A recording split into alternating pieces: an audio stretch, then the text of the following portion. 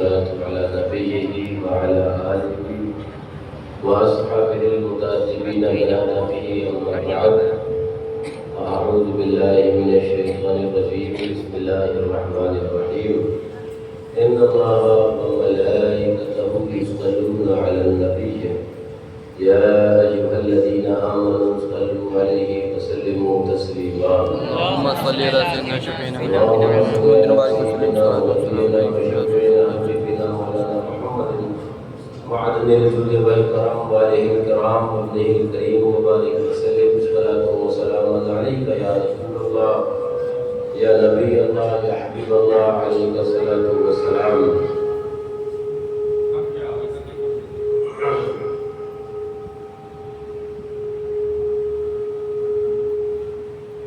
انشاءاللہ تبارک و تعالی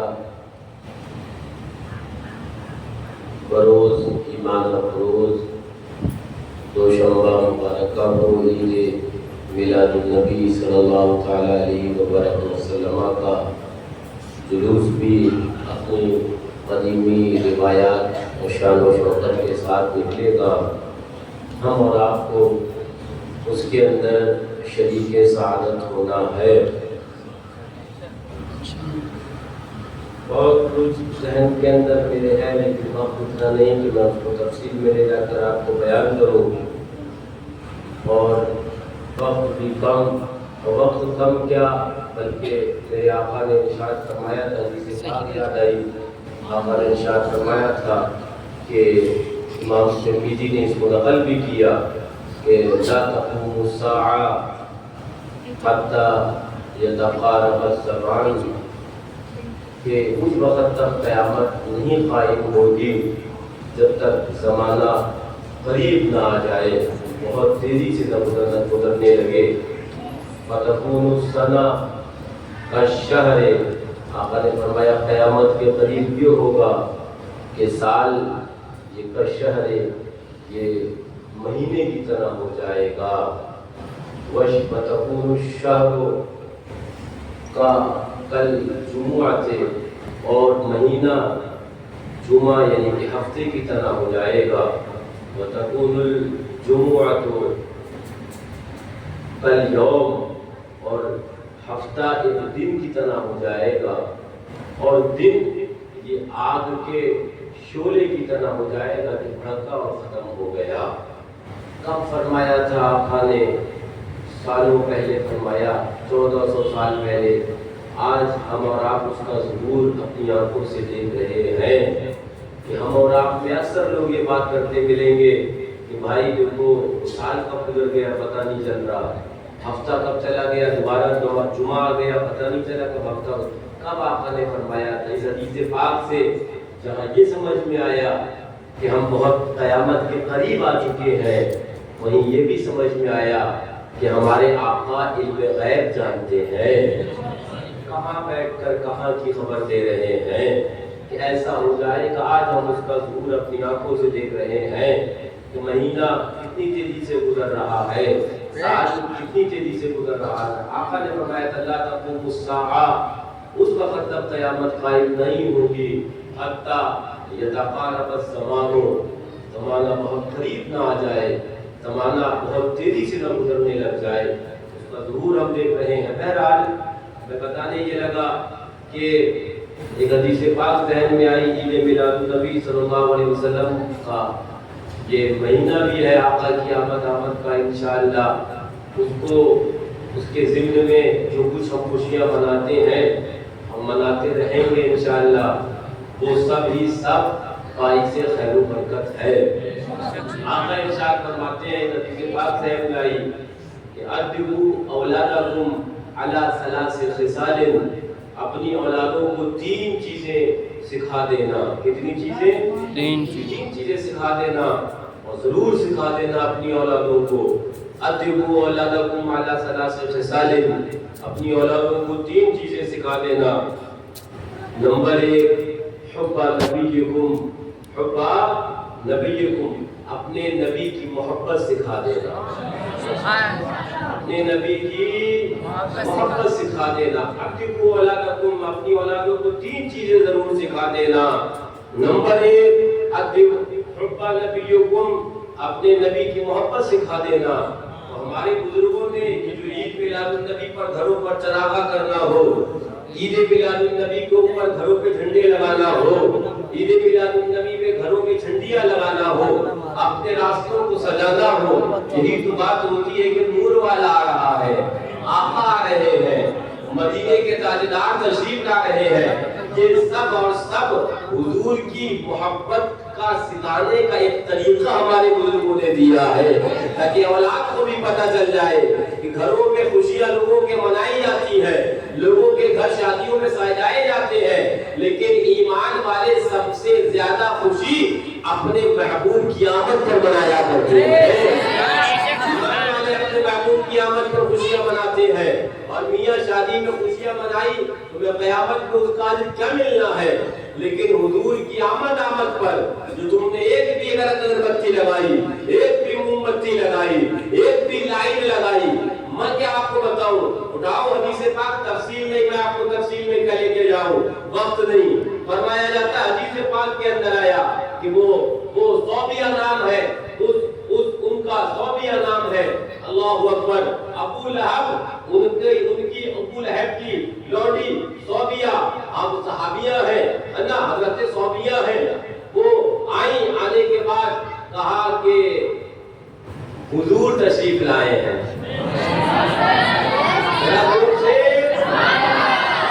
آقا تشریف لائے ہیں. تو ابو لہب نے ایمان تو نہیں آیا، کافر.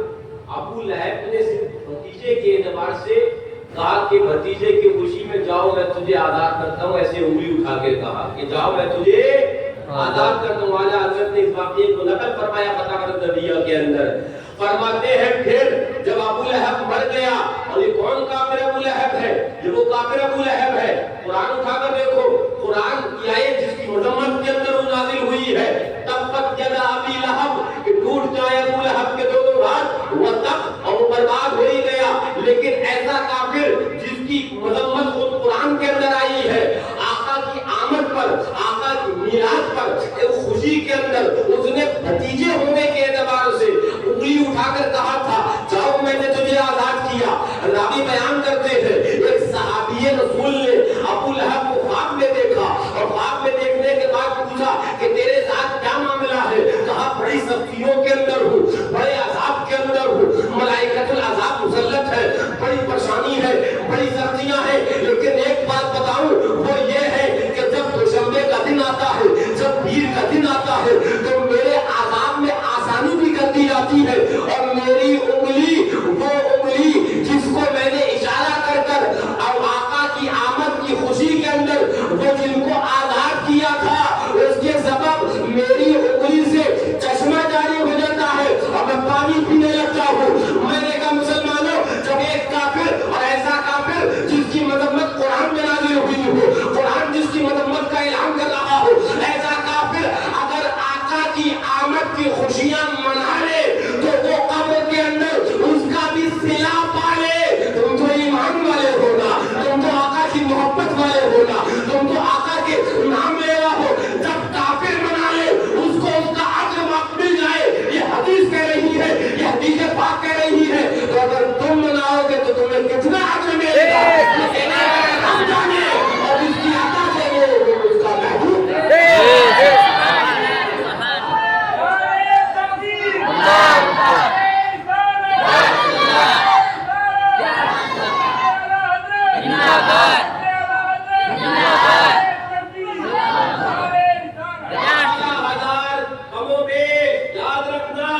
کنجوسیاں کرنا اور میں، لیکن آقا کی میلاد میں دل کھول کے خرچ کرنا. پیدا آقا کے لیے ہوئے ہو، آقا کے واسطے ہوئے ہو، اور قسمت سمجھنا ان پیسوں کی جو آقا کی میلاد میں خرچ ہوئے ہیں. اعلیٰ حضرت ملکو شریف غالباً 1200 یا 12,000 فرمایا ایک اللہ والے نے حضور کی میلاد میں گھی کے چراغ جلا دیے.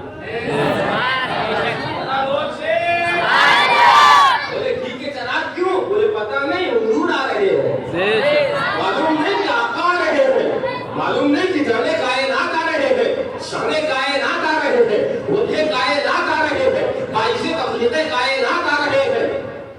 اچھا تو اللہ والے اعلیٰ حضرت خود نے اللہ والا لکھ رہے ہیں، بول رہے ہیں.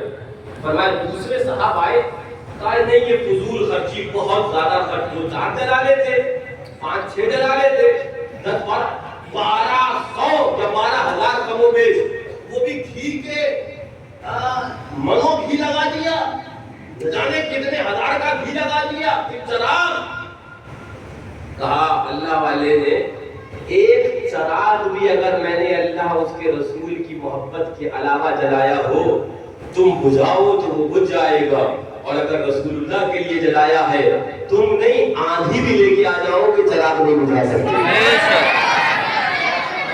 حضرت فرماتے ہیں اب یہ گئے چراغ کو بجھاتے تھے، کوئی چراغ بجھتا نہیں تھا. اعلیٰ حضرت بولے سنو، آقا کی آمد پر، آقا کے میلاد پر جتنا خرچ کرو اسراف نہیں ہے، وہ بے سود نہیں ہے. جتنا خرچ کرو سب نیکی ہی نیکی ہے، اور نیکی کے اندر کمی نہیں کری جاتی، نیکی کے اندر بہتری کری جاتی ہے. لگا لینا کہیں اور، میں اپنا کنجوسی کا پیسے بھی نہیں کہہ سکتا. آقا نے بخل کو منع فرمایا، لیکن آقا کی میلاد پر بابو مت کرنا. اگر بچہ مانگے کہ کسی شاعر کا شعر یاد آ گیا کہ یہ زمین و زمان، یہ مکین و مکان، یہ مہو مہر انجم ہے جن کے لیے، یہ زمین و زمان، یہ مکین و مکان، یہ مہر انجم ہے جن کے لیے. اس نبی کی ولادت کے موقع پہ ہم کیوں نہ اپنے گھروں میں جلائے دیے، کیوں نہ جلائے؟ اللہ والوں نے دیے جلائے، اس ٹائم دیے جلتے تھے. آج الحمدللہ ہم خوشی وہی مناتے ہیں، کبھی جھنڈیاں لگا کر مناتے ہیں، کبھی چائنا کی وہ لائٹ لگا کر مناتے ہیں، اس لیے کہ آقا کی آمد اور آقا کی میلاد پر لوگ اپنے بچوں کا برتھڈے مناتے ہوں گے، لوگ ان کا تاریخ پیدائش مناتے ہوں گے، لیکن ایمان والے آقا کا میلاد مناتے ہیں اور یہ فخر کے ساتھ مناتے ہیں. اور ایک بات اور بتا دوں چلتے چلتے کہ میلاد شریف یہ وہ ہے کہ جو فیصلہ بھی کر دیتا ہے.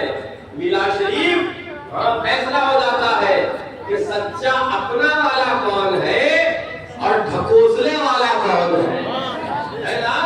تم نے دیکھا ہوگا نا گھروں پر کچھ لوگوں کے گھر آج بھی سونے ہیں، آج بھی سونے ہیں نا. جھنڈے گھروں پر، جھنڈیاں گھروں پر، یعنی وہابیوں کے نا، دیوبندیوں کے نا، نجدیوں کے نا، خبزہ کے نا. وہابیوں کے گھروں پر جھنڈی نہیں ہے، میلاد مصطفیٰ کی خوشی نہیں منا رہے ہیں. دیوبندیوں کے گھروں پہ جھنڈی نہیں ہے، میلاد مصطفیٰ کی خوشیاں نہیں منا رہے ہیں. نجدیوں کے گھروں پر جھنڈیاں نہیں ہے، میلاد مصطفیٰ کی خوشیاں نہیں منا رہے ہیں. میں نے پوچھا تو بریلی سے آواز آئی، سنو آقا کی میلاد پر سب خوش ہوئے تھے، ابلیس نہیں ہوا تھا. آج بھی ابلیسی خوش نہیں ہوں گے.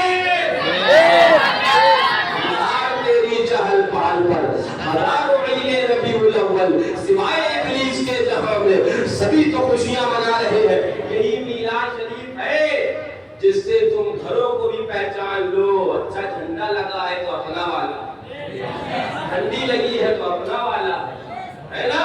ہاں نہیں لگا ہے وہ جھنڈا بتا دیتا ہے. حسد کتنی ہے ان کے دلوں کے اندر آقا سے. جس کے دل میں آقا سے حسد ہو ہم اس سے ملنا تو دور اس کی شکل دیکھنا گوارا نہیں کرتے ہیں. ہمارا تیرا یہ ہے ایمان کا. اور دعا کرتے ہیں، دعا کرتے مولا ایسوں کی شکلیں بھی نہ دکھا، کبھی وہ سامنے بھی نہ آئے جن کے دلوں کے اندر آقا کی اللہ اکبر عداوت اور غیرت بھری پڑی ہے. اس لیے کہ اپنا مزاج تو یہ ہے، رہے گا یوں ہی ان کا چرچا رہے گا. بھائی خاک ہو جائے جلنے والے، بھائی خاک ہو جائے جل جانے والے. اپنا مزاج تو یہ ہے، اپنا طریقہ تو یہ ہے، اپنے